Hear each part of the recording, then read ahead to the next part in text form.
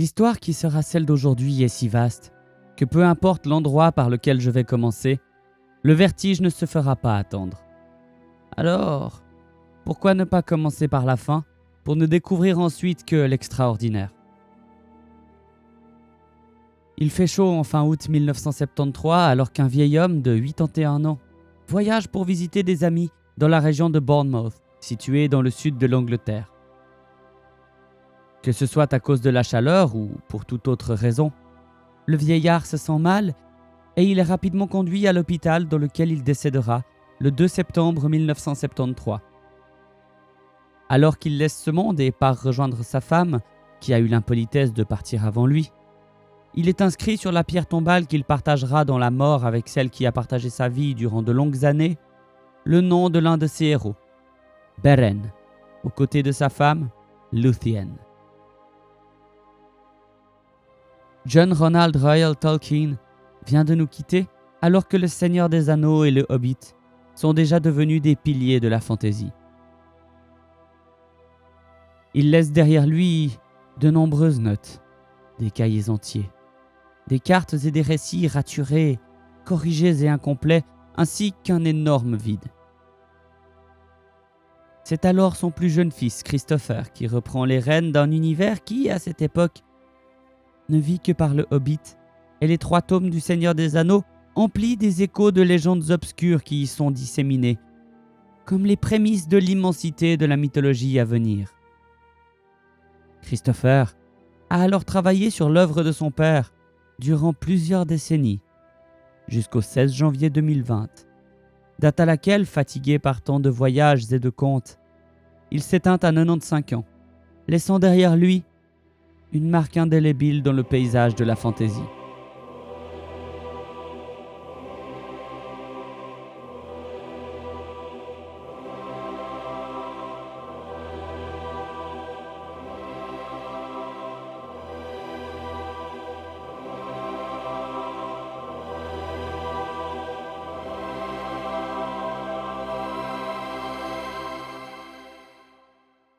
Le premier récit qui fut publié par Tolkien avait pour nom Le Hobbit et contait les aventures de Bilbo et des nains qui, aidés du mystérieux magicien Gandalf, affrontent 1000 dangers afin de récupérer la montagne solitaire des griffes du terrifiant Smaug, un grand dragon cracheur de feu. Mais bien étonné serait aujourd'hui un lecteur habitué en posant les yeux sur l'une des rares et précieuses premières éditions du Hobbit. Car l'histoire publiée en 1937 diffère de celle que tous pourront acheter de nos jours. Ainsi, dans la première édition du Hobbit, Gollum propose son anneau magique en gage du jeu des énigmes, et après sa défaite, il est disposé à l'offrir à Bilbo. Cependant, l'ayant perdu, il offre à la place de conduire le Hobbit hors des tunnels des gobelins. Afin de refléter le nouveau concept de l'anneau et son insidieux pouvoir de corruption, l'auteur rend Gollum plus agressif et moins honnête envers Bilbo, qu'il ne guide hors des cavernes qu'involontairement. Le génie de l'auteur est représenté en majesté dans ce cas, car là où beaucoup auraient tout simplement laissé cette ancienne version de côté afin de privilégier une version corrigée, le professeur l'intégra avec brio au sein de son univers. Car c'est la version alternative que Bilbo consigna dans son livre et qu'il racontera aux nains. Ce n'est que difficilement que Gandalf soutirera l'histoire véritable au Hobbit. Le premier livre fut si bien vendu que tous et toutes voulaient alors en savoir plus sur les Hobbits et leur histoire. C'est ainsi qu'en 1954, un livre au titre étrange put apparaître dans les librairies. Le Seigneur des Anneaux, la communauté de l'anneau. Il est communément admis de nos jours que ce titre est synonyme de grand récit et de pilier central de la fantaisie. Cependant, l'accueil réservé au Seigneur des Anneaux en 1954 fut quelque peu mitigé. Ainsi, C.S. Lewis, auteur des Chroniques de Narnia et ami de Tolkien, dira de manière élogieuse: « Ce livre est comme un éclair dans un ciel ensoleillé. aussi différent, aussi inattendu à notre époque que les chants d'innocence l'étaient à la leur. Il est inadéquat de dire qu'à l'intérieur, la romance héroïque, superbe, éloquente et vierge de toute honte, a soudain réapparu dans une période à l'anti-romantisme presque pathologique. Pour nous qui vivons ces étranges temps, le retour et le soulagement pur qui en découlent est sans nul doute chose importante.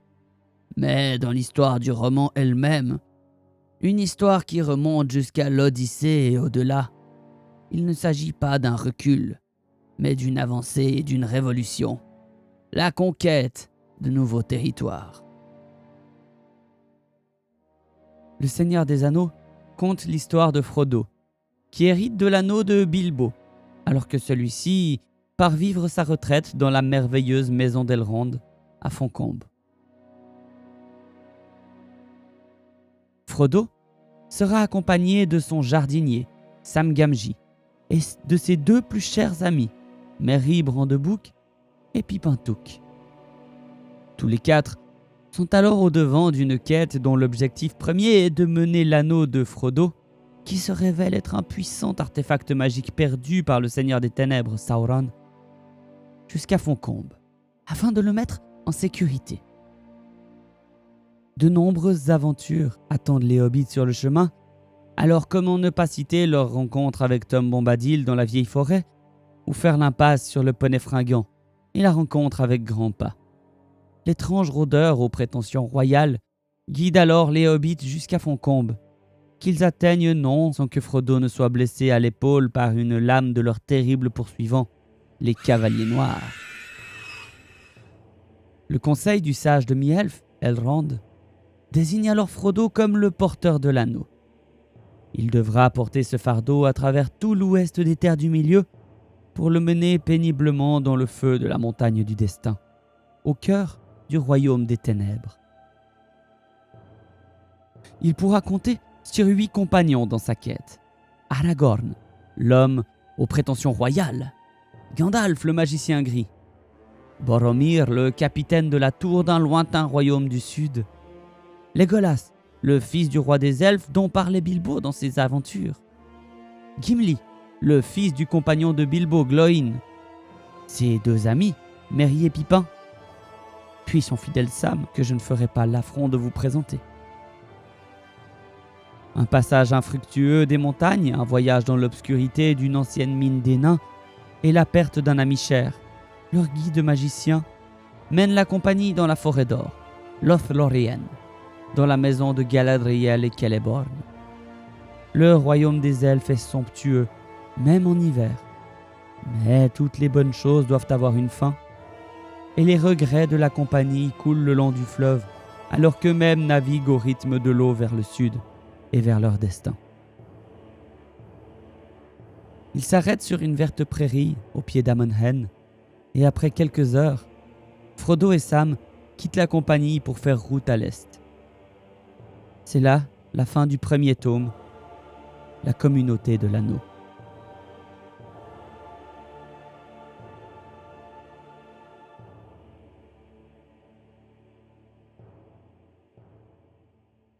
Ce n'est pas avant novembre 1954 que les lecteurs impatients pourront découvrir la suite du Seigneur des Anneaux qui porte pour titre Les Deux Tours. Alors que Frodo et Sam partent, une bande d'orques capture Merry et Pippin et terrasse Boromir. Aragorn, Legolas et Gimli décident de laisser partir le porteur de l'anneau et de sauver les 2 autres hobbits. Les 3 chasseurs poursuivent les orques qui courent à travers les champs de Rohan en direction de la forteresse du magicien Saruman, à Isengard. Ils trouvent là des preuves que les orques de Sauron et de Saruman se sont disputés et qu'un hobbit, ou l'autre, était encore en vie.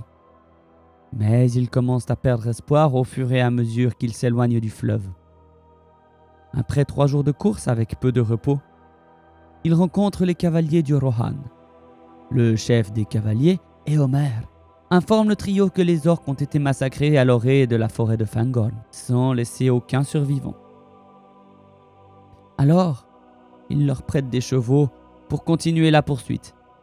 mais leur laisse peu d'espoir que les hobbits aient échappé à la bataille, car nul cavalier n'a vu d'enfant ou de hobbit. Bien que malmenés par les orques, Merry et Pippin restent sains et saufs. Lorsque les Rohirrim attaquent, les hobbits se réfugient dans la forêt. Ils finissent par se frayer un chemin à travers le sous-bois jusqu'à une colline rocailleuse où ils rencontrent Sylvebarbe, l'Ent. Cet être ancien ressemble à un arbre qui marche et parle. Et il est le gardien de la forêt, le berger des arbres. Il ne se soucie pas particulièrement de Sauron, mais il prend la menace de Saruman très au sérieux. Le sorcier a autrefois pris soin de la forêt et a beaucoup appris de Sylvebarbe. Mais il coupe maintenant les arbres pour alimenter les machines de guerre d'Isengard. Sylvebarbe convoque une chambre des Ents, une réunion de nombreux chênes, de hêtres, de bouleaux, de châtaigniers et de sapins, qui décident de combattre Saruman. De leur côté, Aragorn, Legolas et Gimli trouvent les restes des orques à la lisière de Fangorn et suivent les traces des hobbits dans la forêt. Ils rencontrent sous les arbres un sorcier à la robe blanche qu'ils prennent tout d'abord pour Saruman, mais qui se révèle être Gandalf de retour. Lorsqu'il est tombé dans la Moria, il a continué à combattre le Balrog et a fini par le vaincre. L'épreuve l'a changé, et il est revêtu de blanc pour signifier qu'il est désormais le chef du conseil des sorciers. Le magicien emmène les 3 derniers membres de la communauté à Edoras, la capitale du Rohan, pour contrer l'influence maléfique de Saruman. Le roi Théoden a écouté les mauvais conseils de Langue de Serpent, l'espion de Saruman, et a succombé à la vieillesse et au désespoir. Gandalf le tire de sa torpeur et lui révèle la trahison de Langue de Serpent. Éowyn, nièce de Théoden et sœur d'Éomer, admire Aragorn. Théoden rassemble alors son armée et la conduit à la forteresse du gouffre de Helm. Les Rohirrim vainquent l'énorme armée de Saruman, mais subissent de nombreuses pertes. De façon inattendue, une gigantesque forêt apparaît dans les vallées et détruit tous les orques qui tentent de s'enfuir de la combe du gouffre. Après la bataille du gouffre de Helm, Gandalf emmène Théoden et ses compagnons à Isengard. Là où ils s'attendaient à trouver une forteresse de sorciers, ils trouvent des ruines. Merry et Pippin, restés à la porte, expliquent que les Ents ont détruit tout l'Isengard, mais que Saruman lui-même reste caché dans la tour impénétrable d'Orthanc. Gandalf s'adresse au sorcier déchu, lui offrant une chance de se repentir. Devant le refus de Saruman, Gandalf brise son bâton. Langue de Serpent, essayant peut-être de frapper Saruman, jette une étrange boule par la fenêtre. Plus tard dans la nuit, Pippin jette un coup d'œil dans cette pierre et rencontre alors Sauron en personne. Heureusement, Gandalf rompt le contact avant que le Hobbit n'ait le temps de révéler la quête de Frodo pour détruire l'anneau. Entre-temps, Frodo et Sam se sont perdus dans les collines sans chemin tracé de l'Emin Muil. Ils se rendent compte que Gollum les suit et parviennent à capturer la créature corrompue. Malgré les réticences de Sam, Frodo négocie avec Gollum pour être guidé jusqu'à la porte noire de Mordor. Gollum accepte et les mène hors des collines et à travers les marais des morts, un étrange endroit hanté, rempli de gouilles et de flaques d'eau nauséabondes. Lorsqu'ils atteignent la porte noire, Frodo et Sam désespèrent de passer la garde permanente, mais se résolvent à tenter l'aventure. Cependant, Gollum les supplie de prendre un autre chemin, un passage secret qu'il dit être le seul à connaître. Désespéré, Frodo accepte et il s'éloigne de la porte. En se dirigeant vers le col nommé Cirith Ungol, les hobbits découvrent une campagne étonnamment agréable. Mais lorsqu'ils s'arrêtent pour manger un ragoût de lapin, ils se retrouvent au milieu d'une bataille entre une armée en route pour le Mordor et une compagnie d'hommes du Gondor. Gollum s'enfuit, mais les hobbits sont capturés par les hommes. Les Gondoriens les conduisent à une base secrète, où ils apprennent que le capitaine des hommes est Faramir, le frère cadet de Boromir. Faramir se rend compte de leur quête et de leur fardeau, mais il ne tente pas de prendre l'anneau à Frodo. Avec l'aide du Hobbit, il capture Gollum, ce qui brise la fragile confiance qui s'était instaurée entre les deux porteurs de l'anneau. Faramir conseille aux voyageurs de ne pas suivre la voie qu'ils ont choisie, mais il ne peut leur suggérer d'autres moyens d'entrer dans le Mordor. Après avoir quitté le capitaine de Gondor, les hobbits passent Minas Morgul, la demeure des Cavaliers Noirs. Ils empruntent un chemin caché dans les montagnes derrière la forteresse. Un chemin fait d'escaliers abrupts et de tunnels creusés dans la roche. En haut des escaliers, les hobbits se retrouvent dans un tunnel nauséabond, encombré de toiles coriaces. C'est le repère d'Arachné, une araignée géante maléfique à l'appétit insatiable. Gollum espère récupérer l'anneau sur les restes de Frodo et de Sam, après qu'Arachné les aura dévorés. Grâce au cadeau de Galadriel, une fiole contenant la lumière pure des étoiles elfiques, ils échappent au tunnel et à l'araignée. Mais celle-ci attaque à nouveau et pique Frodo. Sam la chasse du corps de son maître, mais il le retrouve froid. Presque incapable de faire face au chagrin, Sam se force à subtiliser l'anneau du corps de Frodo et à poursuivre la quête.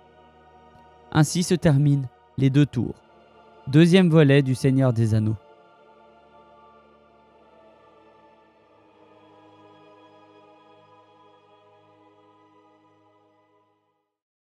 Le Retour du Roi, troisième et dernier volume du Seigneur des Anneaux qui paraît en octobre 1955, s'ouvre alors que Gandalf et Pippin se dirigent vers la ville de Minas Tirith au Gondor, juste après avoir quitté le roi Théoden et les cavaliers de Rohan à la fin des 2 tours.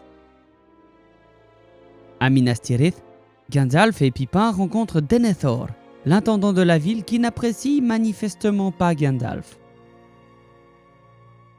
Pippin offre alors à Denethor son épée au service du Gondor, en remerciement du fait que le fils de Denethor, Boromir, a donné sa vie pour les hobbits plus tôt dans la quête.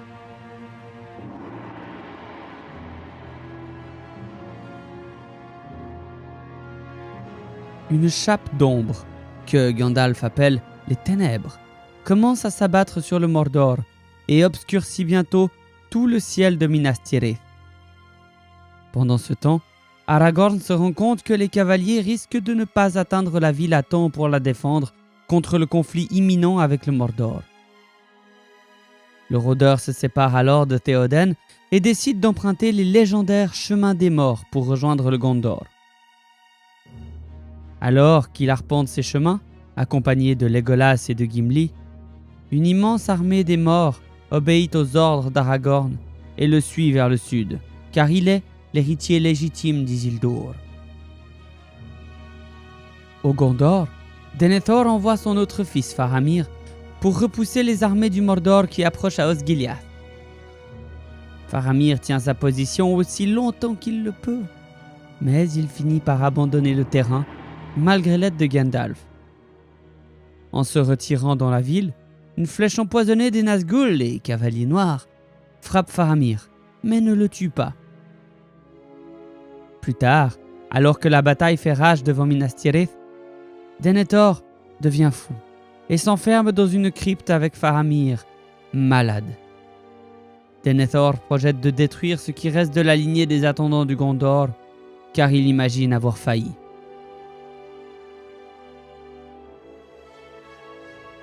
L'armée du Mordor manque de percer les défenses de Minas Tirith, mais les cavaliers du Rohan arrivent juste à temps pour les repousser.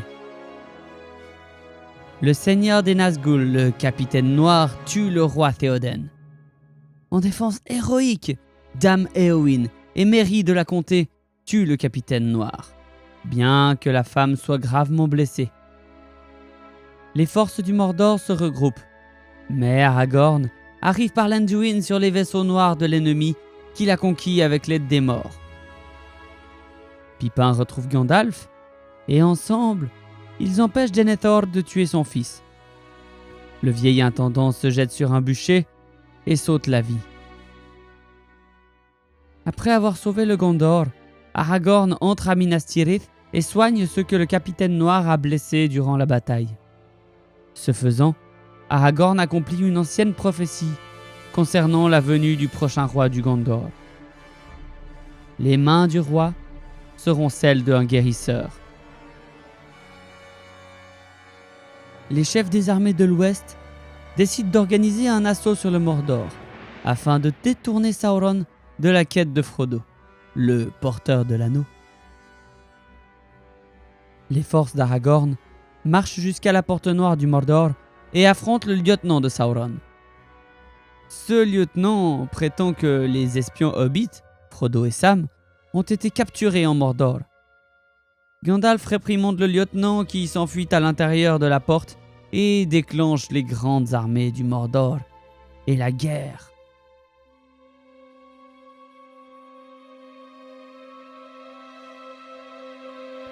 Pendant ce temps, Sam parvient à sauver Frodo de la tour de Cirith Ungol. Avec l'aide de l'anneau et de son épée d'Ar, Sam effraie les orques qu'il rencontre. Les hobbits revêtent de repoussantes guenilles à la mode de Mordor et entament leur pénible périple à travers le pays noir. À chaque pas, l'anneau devient plus lourd autour du cou de Frodo. Après plusieurs jours de voyage, les deux hobbits atteignent finalement Orodruin, la montagne du destin que certains nomment Amon Amarth. Sam porte Frodo jusqu'au sommet, dans un élan si héroïque qu'il est encore chanté beaucoup plus tard. Au moment où ils atteignent la crevasse du destin, Frodo refuse d'abandonner l'anneau, vaincu par son pouvoir. Alors, comme une ombre qui les suivait durant ces derniers jours, Gollum apparaît et se bat avec Frodo. La repoussante créature arrache l'anneau du doigt du porteur, mais il trébuche et tombe dans les feux de la montagne du destin. Le pouvoir de Sauron s'effondre et les forces d'Aragorn vainquirent à la Porte Noire les serviteurs paniqués du Mordor. Gandalf s'envole vers Orodruin sur le dos de Gwaihir, l'aigle géant, et sauve Frodo et Sam. Petit à petit, les ténèbres se dissipent et la lumière revient en Gondor. Aragorn est couronné roi du Gondor et épouse Arwen, la fille d'Elrond de Foncombe. Minas Tirith et ses environs commencent à se rétablir et doucement, le Gondor se reconstruit. Les hobbits retournent dans la comté où ils trouvent leur maison ravagée. Un groupe d'hommes est entré et a instauré un état oppressif. Les 4 compagnons organisent une rébellion et mettent en déroute les intrus. Découvrant que le chef secret de la destruction est nul autre que Saruman, le sorcier déchu qui cherche à se venger des hobbits. Frodo épargne la vie de Saruman, mais son serviteur, Langue de Serpent, trahit et tue son cruel maître. Les hobbits finissent par reconstruire la comté et reprennent leur vie ordinaire. Sam épouse Rosie Chaumine et ensemble, ils ont une fille et 12 autres enfants. Frodo, blessé par le fardeau de la quête de l'anneau, décide de quitter la comté. Il finit par s'embarquer sur la Grande Mer avec Gandalf, Bilbo et les elfes. C'est ainsi que se termine, sur les rivages blancs, la grande épopée qu'est le Seigneur des Anneaux. Alors que défilent les dernières pages du Retour du Roi, nous nous apprêtons à refermer le grand livre d'Arda. Pour l'instant du moins, car les légendes qu'il recèle en sont encore au balbutiement. Une simple évocation, rumeur de récit d'un autrefois que nous ne connaissons pas, contrairement à aujourd'hui.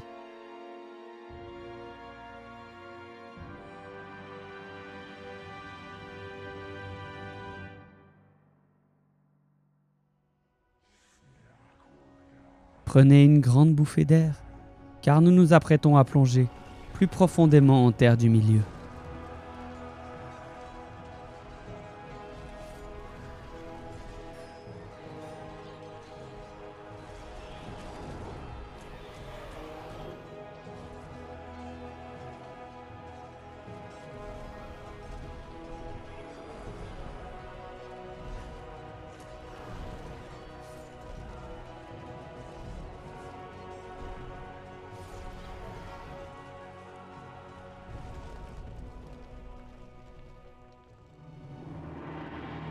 Si dans les années 2000, c'est par le biais des adaptations de Peter Jackson que le grand public a connu Le Seigneur des Anneaux et La Terre du Milieu, c'est par les livres, la musique et l'illustration que les amoureux de fantasy d'avant l'an 2000 ont pu majoritairement découvrir le monde merveilleux de John Ronald Reuel Tolkien.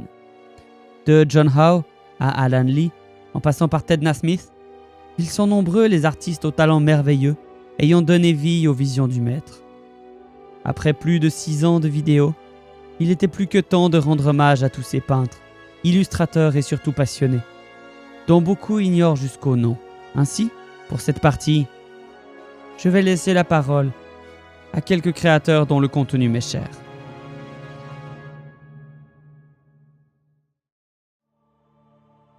Les premières illustrations d'un monde en construction qui était alors la Terre du Milieu, ce fut le professeur lui-même qui les réalisa pour son premier roman sorti en 1937 ou comme simple ébauche de travail. Alors, le récit du Hobbit prend la forme que certains pourraient penser classique d'une quête pour déloger un terrifiant dragon d'une montagne afin de mettre la main sur le magnifique trésor qu'il garde.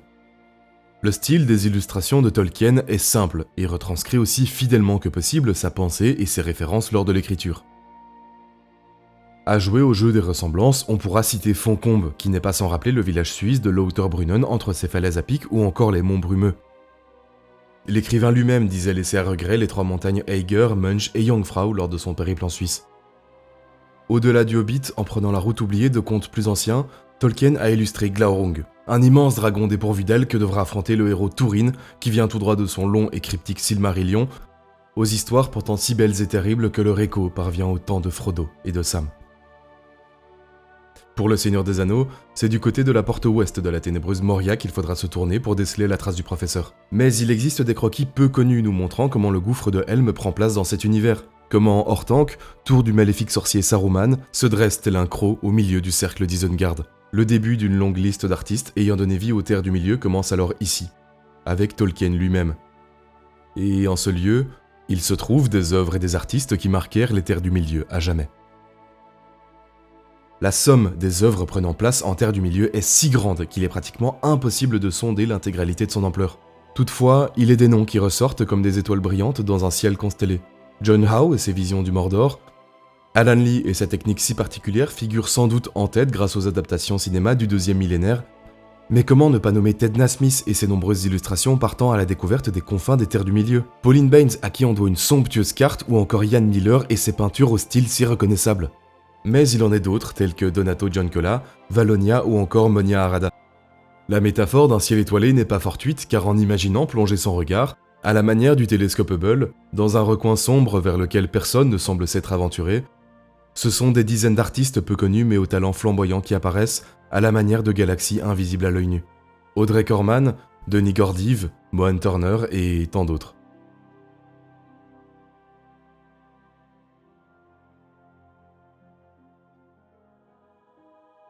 J'ai sagement commencé par une carte. À l'image de Tolkien lui-même, alors qu'il couche sur le papier les premiers mots du Seigneur des Anneaux, commençons notre périple par une carte. Dessinée et annotée de la main du maître lui-même, il s'agit là du modèle de travail sur lequel est basé le long récit épique de la guerre de l'anneau qui aura évolué à mesure que l'histoire prenait forme. Les cartes sont nombreuses à avoir existé, dans toutes les langues et dans tous les styles. Ainsi, je ne résiste pas à l'envie de citer à nouveau Pauline Baynes et sa version colorée des Terres du Milieu, ou le travail de Thomas Kowal qui fournit une version polonaise sublime. Il existe aussi une carte qui nous dévoile le continent englouti de Beleriand, donnant ainsi à imaginer la grandeur des récits passés dans lesquels le monde fut plongé. Combien d'heures ai-je passé à arpenter le site lotrproject.com dont les administrateurs ont accompli un travail de titan en réunissant informations et points d'intérêt sur une carte interactive. Bien que de nombreuses cartes soient d'une fantaisie si poussée que leurs contours sont inexacts, l'intérêt artistique demeure intact. Car si les explorateurs du passé de notre propre monde ont esquissé les contours des continents, leur forme est loin de ressembler à celle que nous connaissons aujourd'hui. Cela ne les rend pas moins appréciables pour leur valeur artistique et historique. En franchissant la Grande Mer, tel un marin audacieux à l'époque propice, l'île de Númenor nous fait face avec sa forme étoilée et ses régions si attrayantes. En creusant un peu plus le parchemin usé de ces cartes, on pourrait, non sans mal, distinguer des essais merveilleux mais infructueux qui visèrent à cartographier la ténébreuse Moria, dont on dit que la complexité dépasse même l'imagination de ses créateurs. C'est en compulsant les dizaines de cartes et plans contenus dans l'Atlas des terres du milieu que j'ai compris l'ampleur de la tâche. Ces seules pages permettraient une série complète sur le sujet des cartes visant à rendre compréhensibles les terres du milieu. Plans de forteresses, régions peu connues ou encore relever des voyages de certains personnages. Tous les prétextes sont bons pour gratter un parchemin de fins traits de plume. Il est temps maintenant de ranger à regret les cartes pour plonger dans cet univers et commencer de la manière la plus simple et attendue qui soit à arpenter les chemins illustrés de la mythologie d'Arda. Dans un trou vivait un hobbit. Tels sont les premiers mots du Hobbit laissés par Tolkien sur une feuille vierge, si l'on en croit la légende. Ainsi, c'est en comté que notre périple commence, avec la colline et la riante région de Hobbitbourg, le foyer de Frodo et de Sam aux allures si champêtres, dont les chemins invitent à la rêverie et à la douce retraite dans une région calme et bien ordonnée. Le pays de Touk, ses lacs, ses jolies rivières et ses champs bien tenus, voilà ce qui participe à créer un sentiment de sécurité et de paix. Des hobbits se promenant dans le pays de la colline verte, peu soucieux des événements se déroulant hors de leur douce retraite. Ici, un paysan labourant sa terre, là, quelques amis dégustant une bière corsée telle que la brassent les hobbits avec amour et savoir-faire dans le quartier sud. Au détour d'un trou de hobbits, ce sont les anciens que l'on aperçoit, fumant l'herbe à pipe, célèbres au-delà des frontières, loin dans le monde des hommes. Il se passe toujours quelque chose dans le pays de la colline. Mais comme dans toute bonne histoire, un événement apparaît et vient troubler la quiétude du lieu. Dans ce récit, cet élément prend la forme d'un vieux magicien nomade au chapeau pointu, Gandalf. Il va et vient en comté, et souvent son chapeau et son manteau sont aperçus montant la colline en direction de Cul-de-Sac, demeure des Saquets. Il se raconte à l'intérieur de grandes histoires de nains, de dragons et d'or, d'elfes et de pays étranges en des temps reculés même pour les premiers-nés. Des récits de puissance et de royaumes que nul hobbit ne peut imaginer dans la verdoyante comté. Le jour laisse place à la nuit, et des nains sont venus déambuler dans les couloirs des Saquets, au grand désarroi de Bilbo. L'aventure s'est glissée sous la porte ronde, et son appel se fait entendre comme une sensation irrésistible. Ainsi, il sera temps de quitter les joyeux hobbits en compagnie de Gandalf, car les longues lieues de la route nous attendent, nous appellent.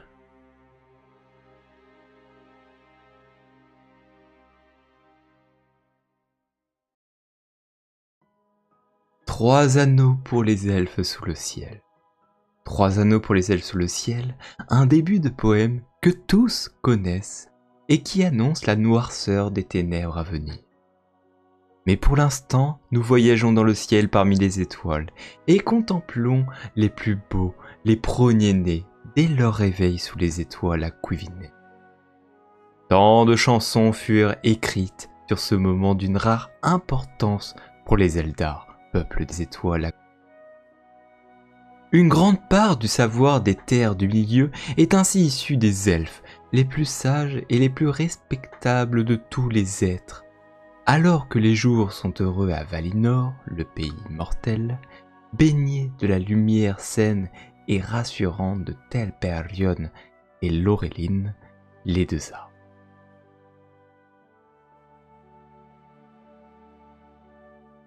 Il serait trop long de suivre tout le chemin de l'histoire des Eldar alors que le Seigneur des Ténèbres recouvrait le monde de ses sombres sujets. Mais d'événements marquants, je ne résiste pas à l'envie de vous montrer la puissance du terrible serment de Fëanor, ou du désastreux massacre fratricide d'Aqualande, qui repoussa les elfes dans leurs bien sombres retranchements. Il existe tant de visions des elfes qu'encore une fois il est impossible de toutes les mentionner ici. Alors je vous laisse un instant vous perdre dans cette fantastique collection d'archives magnifiques de tout horizon. Laissez-vous porter par l'essence des premiers-nés et la douce musique à la gloire des Valar dans la lueur de l'espoir.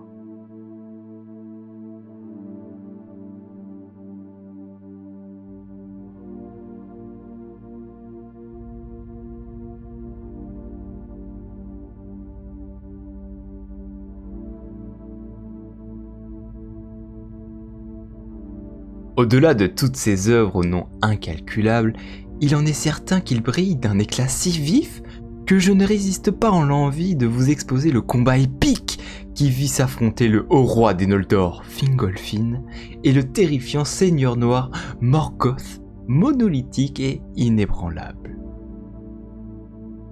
Comment ne pas citer encore une fois le serment de Fëanor ou encore le conseil d'Elrond ? Ainsi, c'est en compulsant les œuvres d'artistes géniaux qu'un foisonnement d'œuvres et de créateurs aux talents merveilleux apparaissent à la lueur de la maigre torche qu'est cette vidéo. Mais bien que les illustrations les dépeignent, voient encore légion, il est temps de laisser les elfes et leur lumière pour nous tourner vers la terre et ses trésors. 7 pour les seigneurs nains dans leur demeure de pierre. 7 pour les seigneurs nains dans leur demeure de pierre. S'il est un peuple à qui va ma sympathie dans l'œuvre du maître, ce sont bien les nains. Ces mêmes nains qui virent le jour grâce à leur créateur, Aolé, et qui ici furent presque anéantis par son antique marteau. Une beauté terrible. Ces nains, miraculés de la grande histoire, creusèrent alors la terre à la recherche de métaux, d'ors et de joyaux. Ils créèrent ainsi mines et villes souterraines, à l'image de Khazad-dûm, creusées loin au-delà des connaissances des hommes, et même des elfes.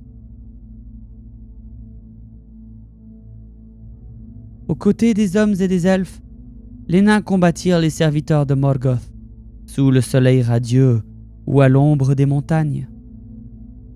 De grands héros nains, comme Thorin, Edain ou encore Durin, sans oublier Gimli ou le légendaire Azaghal, ont parcouru le monde fantastique des terres du milieu et usé leurs bottes pourtant si solides sur les chemins d'ouest en est et de sud en nord.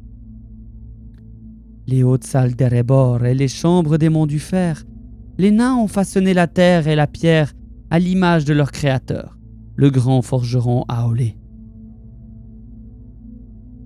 Passant des heures sans fin à chercher des illustrations et œuvres de tous horizons, j'en viens à me rappeler une ancienne légende, prenant des airs d'avertissement. Ils creusèrent trop profondément et avec trop d'avidité. Laissons alors à leurs mines et joyaux ces gens de la terre, de peur de réveiller trop tôt un mal endormi depuis les éons incalculables. Et tournons-nous vers d'autres paysages et peuples toujours aussi beaux et enchanteurs. Baruk-Khazad.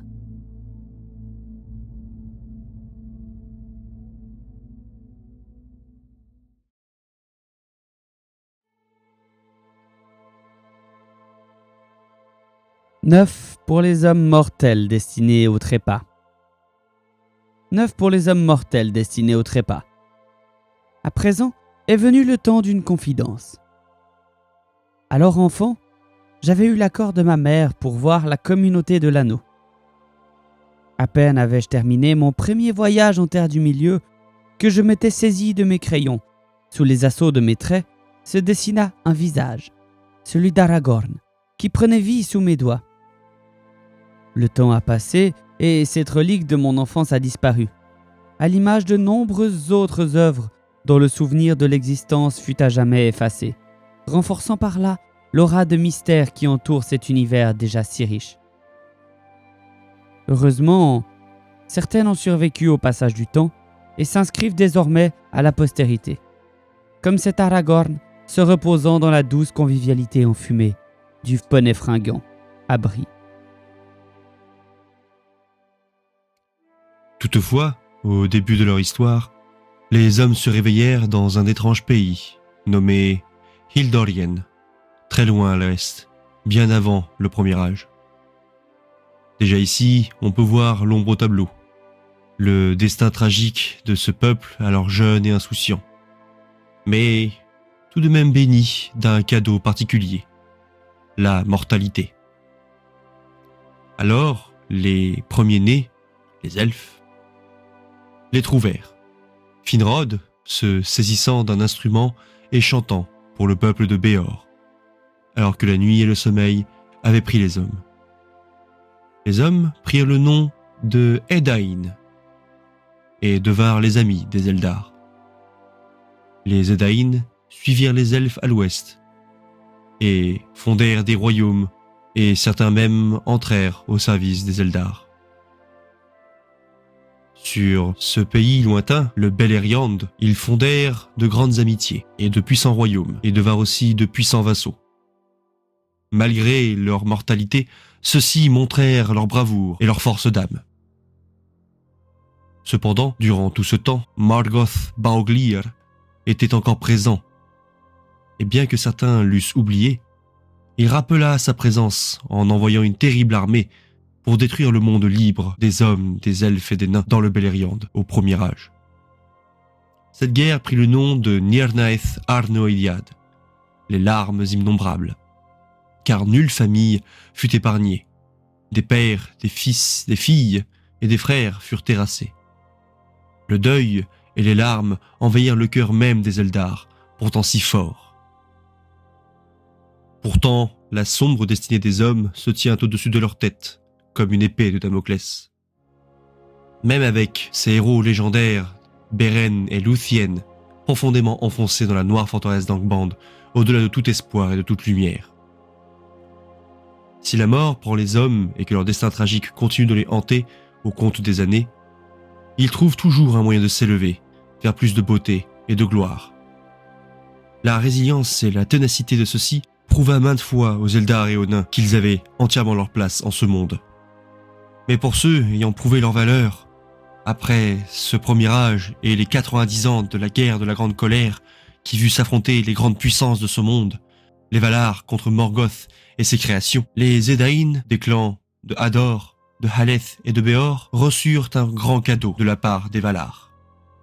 Une île en plein milieu de Belegaer, la Grande Mer, le pays du don, Andor, que ceux-ci appelleront Númenor.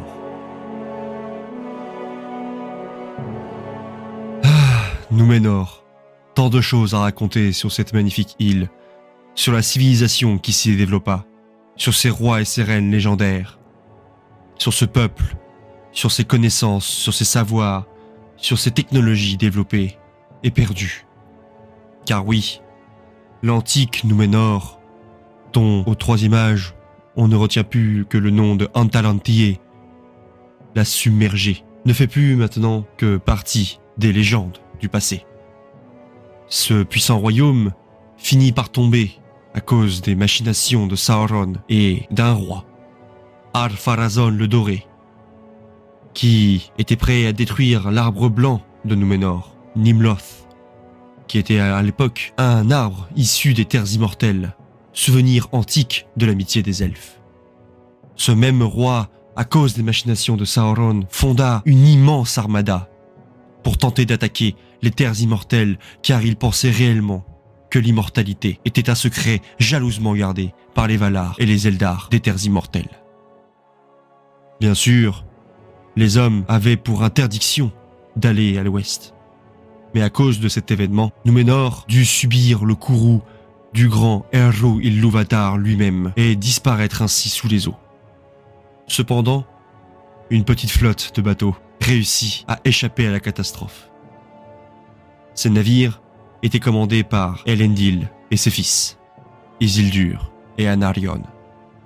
Oui, comme vous l'avez compris, ce sont les pères fondateurs des royaumes dits en exil, d'Arnor et de Gondor. Le nom d'Arnor veut dire « terre du roi », tandis que celle du Gondor veut dire « pays de pierre ».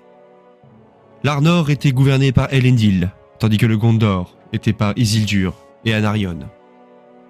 Mais parmi tous ceux ayant fui Númenor, beaucoup étaient des colons qui étaient déjà établis dans certaines colonies au sud de la Terre du Milieu, notamment la cité d'Umbar.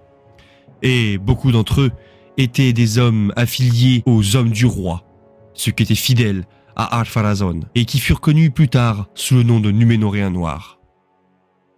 Mais il advint une guerre qui mettra fin aux agissements de Sauron.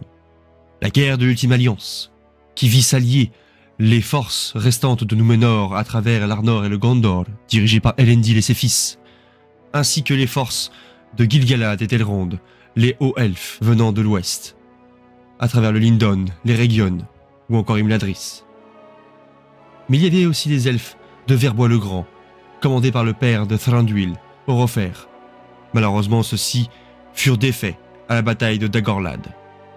Sans oublier un contingent de nains venant de Khazad-dûm, car oui, les nains étaient bien présents durant la guerre de l'Ultime Alliance, et je me fais un plaisir de vous le rappeler.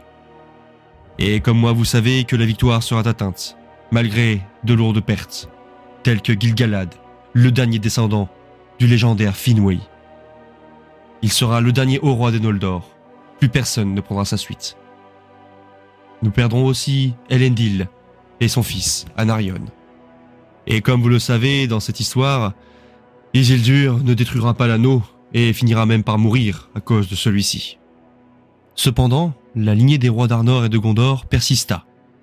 Pour Arnor, c'est la descendance d'Isildur. Pour le Gondor, la descendance d'Anarion. Mais malheureusement, le troisième âge ne fut pas de tout repos pour ces deux royaumes. Car malgré cela, les serviteurs de Sauron continuaient de sévir en Terre du Milieu. Concernant le Gondor, il eut ses heures de gloire et ses heures de défaite. Il réussit à s'étendre comme jamais nul autre royaume en Terre du Milieu pu s'étendre, dans l'extrême est et sud. Il eut des guerres civiles, telles que la guerre fratricide, le long hiver, les invasions des champs des chariots, mais dans son malheur, il finit par créer une grande amitié avec un royaume jeune, mais pourtant fougueux, celui du Rohan. Mais nous parlerons de lui plus tard. Pour le Gondor, il vit disparaître la lignée d'Anarion à travers le 33e et dernier roi du Gondor, Eärnur, car il répondit à un défi lancé par le roi sorcier d'Angmar. Depuis une forteresse nommée Minas Ithil, la tour de la lune, rebaptisée Minas Morgul, la tour de la sorcellerie qui avait été prise en 2002 du troisième âge. De ce que l'on sait, il disparut dans cette région, mettant fin ainsi à la lignée directe des rois de Gondor. Mais pour autant, la lignée ne disparut pas réellement, car elle persista à travers sa grand-mère, Firiel, fille de Andoher, 31e roi du Gondor, qui maria sa fille à Arvedui, le dernier roi d'Arnor. En réalité, quand je dis roi d'Arnor, on était loin d'une unité parfaite à l'époque, car le royaume était déjà divisé depuis plus de 1000 ans en 3 entités bien distinctes. Le royaume de Rhudaur, d'Arthedain et de Cardolan. Et ces 3 royaumes furent anéantis les uns après les autres par une puissance montante. Le roi sorcier d'Angmar, qui n'avait comme seule consigne que d'anéantir le royaume du Nord. Et en réalité, Arvedui était en fait le dernier des rois d'Arthedain, et même le dernier roi des rois d'Arnor. Mais heureusement, les lignées d'Anarion et d'Isildur perdurèrent à travers les enfants d'Arvedui et de Firiel, qui devinrent par la suite les chefs des Dunedain du Nord. Car l'Arnor avait été bien trop anéanti pour pouvoir prétendre à redevenir un royaume. Et le roi sorcier d'Angmar avait bien accompli sa mission en pourchassant les Dunedain. Ainsi donc, le Gondor continua d'évoluer à travers la maison des intendants, qui gardèrent le trône jusqu'à l'arrivée du retour du roi, tandis que l'Arnor, lui, ne sera rebâti qu'au retour du roi, soit près de 1000 ans plus tard. Concernant le Rohan, à l'origine, c'était une région nommée le Calenardon, qui était une simple province du Gondor. Mais en récompense de l'aide que les Éothéodes lui avaient apportée lors de la bataille du champ du Célébrant en 2510, l'intendant du Gondor, Kirion, en fit don à Éorl, seigneur des Éothéodes. Et tous deux firent un serment, celui que leurs deux royaumes seraient toujours alliés. C'est ainsi que le Rohan, ou pays des chevaux, fut fondé, et que ses habitants furent nommés les Rohirrim. Outre le Gondor, l'Arnor, le Rohan ou encore avant Númenor, il y avait des humains sur le continent, bien entendu, mais il n'y avait pas de royaume puissant, excepté peut-être dans les terres du Harad, de Khand ou d'Orun. Et à l'époque du Troisième Âge, d'autres territoires étaient connus et considérés parmi les peuples libres qui n'étaient pas sous la juridiction de Sauron, notamment au moment de la guerre de l'Anneau. C'est le cas de la plupart des hommes du Dorwinion, le pays du vin, situé à l'ouest des bordures de la mer d'Orun, ou encore tout au nord, les territoires de la ville de Dale et d'Esgaroth, qui étaient alliés aux nains et aux elfes de Verbois-le-Grand. Pendant la guerre de l'Anneau, les hommes du Harad, de Rune, de Khand et même les Dunlandais du pays de Dain s'allièrent aux forces de Sauron pour écraser les hommes, les elfes et les nains, et, n'oublions pas, les semi-hommes. Mais comme vous le savez, cette guerre fut remportée grâce à la ténacité de deux jeunes hobbits, même plus, d'une communauté. L'anneau unique fut détruit, et le Gondor, ainsi que l'Arnor, gagnèrent un nouveau roi, en la personne de Ellessar Tel'Kantar, connu sous le nom de Aragorn. On pourrait croire qu'au quatrième âge, il ne se passa plus rien. Cependant, le royaume réunifié, tel qu'il fut appelé, le royaume réunifié de Gondor et d'Arnor, avec le royaume du Rohan, continuèrent de mener des guerres dans l'Est et dans le Sud, afin de pacifier ces régions et d'enlever une bonne fois pour toutes l'influence de Sauron, ce qui finit par arriver. Le règne d'Aragorn fut un règne de paix et de prospérité, jusqu'à sa mort en 120 du quatrième âge. De ce que l'on sait, Eldarion, son fils, prit la suite, jusqu'à sa mort en 220, et il est dit que la descendance d'Aragorn continua de perdurer jusqu'à nos rois actuels. Me concernant, je vais vous laisser ici, car ma cité de Calembel a besoin de moi. Bien entendu, j'en suis le capitaine. Qui suis-je ? Galethorn, pour vous servir. Mais je vous laisse ici, auprès de votre historien favori. Nous y voilà. La lumière chatoyante du jour laisse place à la nuit. L'obscurité nous recouvre et le voile de ténèbres s'apprête à déferler sur le monde. Ici, aucune arme ni aucune flamme ne pourra vous sauver. Mais même le mal porte en lui une part de beauté, dont seul un courage inébranlable pourra révéler toutes les subtilités. Avant que les ans ne fussent comptés ou que les elfes se soient levés, il existait Melkor, l'un des puissants Valar, terrible. L'unique évocation de son nom promettait malheur et domination, alors qu'Arda n'avait encore point jailli du néant. Mais le mal était déjà là, se dissimulant dans le recoin d'une partition à peine audible. Il était là, irrévocablement là. La porte était ouverte, révélant un abîme insondable, et des myriades d'œuvres s'érigèrent comme autant de témoins muets des horreurs du passé. La porte fut ouverte, et alors que les notes défilèrent, d'autres œuvres dépeignirent les autres formes du mal. Toutefois, même les grandes ténèbres du premier âge arrivèrent à leur fin, tandis qu'Erendil fendait les cieux écarlates dans son navire, épée au clair, pour faire tomber en Calagon le noir des cieux et enfouir la terrible forteresse d'Angband sous sa taille. On crut avoir éradiqué le mal pour de bon. Nous nous fourvoyons. Certains de ses serviteurs survécurent, et la terre elle-même fut tordue et balayée par la puissance du courroux millénaire des Valar. D'une irrépressible vague, la grande mer vint laver les immondices de Morgoth, et le Vala fut enfermé au-delà des limites du monde.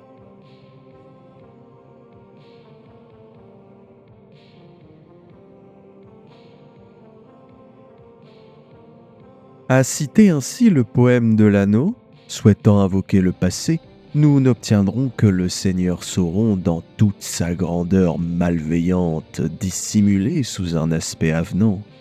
Car au début Sauron n'était pas mauvais et connu sous le nom de Mairon, que certains inspirent d'un esprit de feu. Le nom du Seigneur des Ténèbres est si étroitement lié à celui de Mordor qu'il est impossible de ne pas arpenter les pigments ternes de ce pays dont certains refusent encore de prononcer le nom.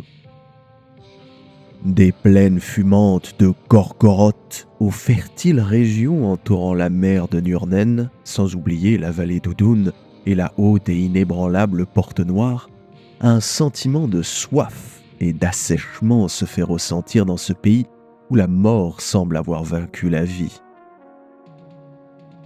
Même cachée sous des couches de cendres cependant, la vie est encore présente.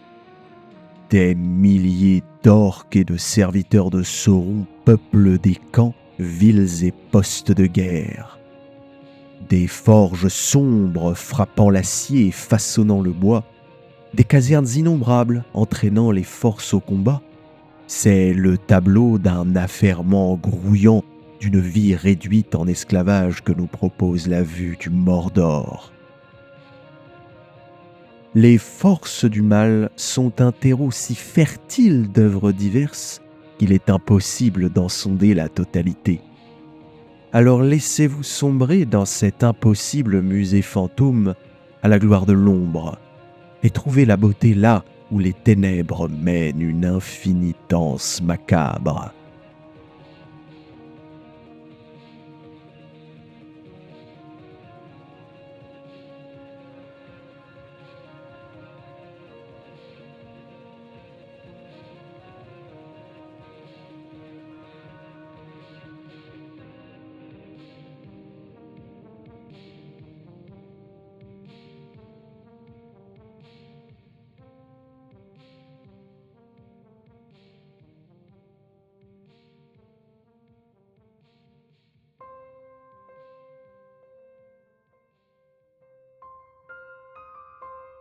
Nous suffoquons sous cet assaut de noirceur éblouissante.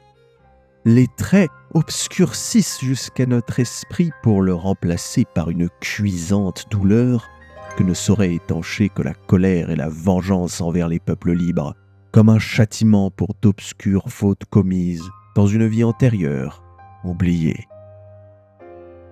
La seule lueur d'espoir est la fin prochaine, la délivrance par l'épée et la douce étreinte de la mort qui attend chaque serviteur de ce noir pays, pourtant si puissant, comme une douce rencontre après tant de douleurs. La fin du supplice. Ainsi nous y voilà finalement, au rivage blanc qui borde le pays immortel, dont tant d'âmes ont entendu parler, mais dont si peu ont pu apercevoir les merveilles. Ici, les premiers-nés vivent dans une harmonie totale avec les Valar, qui les observent depuis leur demeure. Là, Manwë et Varda dans leur salle du trône, sur le mont Aniquetil. Là, les salles sombres de Mandos qui gardent les défunts et leur éclairent la voie. Comment ne pas s'attarder un moment dans les jardins de Lorien ou se souvenir de la vision des deux arbres de lumière, alors que le monde était jeune. Alors que la lumière du pays immortel inonde la toile, il est temps pour moi de refermer ce livre et de conclure cette vidéo. Le voyage n'est pas fini cependant. Toutes les œuvres présentées ici ne sont qu'une porte vers un imaginaire encore plus foisonnant, plus obscur. Le chemin existe. Il n'attend que vous pour l'arpenter. Alors merci de tout cœur d'être là depuis 2016, dans les moments forts autant que dans les ténèbres, alors que la lumière de mon inspiration se faisait plus ténue. Vous tous et toutes avez participé à la garder en vie pour qu'aujourd'hui elle brûle d'un feu plus éclatant que jamais. Je tiens à remercier tous les créateurs au talent incroyable qui ont pris part à cette vidéo et sans qui elle ne serait pas complète. Ainsi, par ordre d'apparition, Sgoth, Fostea Tindalos, Elrohir, Galethorn et le Librarium. Merci du fond du cœur. Vous pourrez retrouver tous leurs liens dans la description. Merci à toutes les personnes qui ont pris part à cette vidéo de près ou de loin. Le bateau est parti pour les terres immortelles.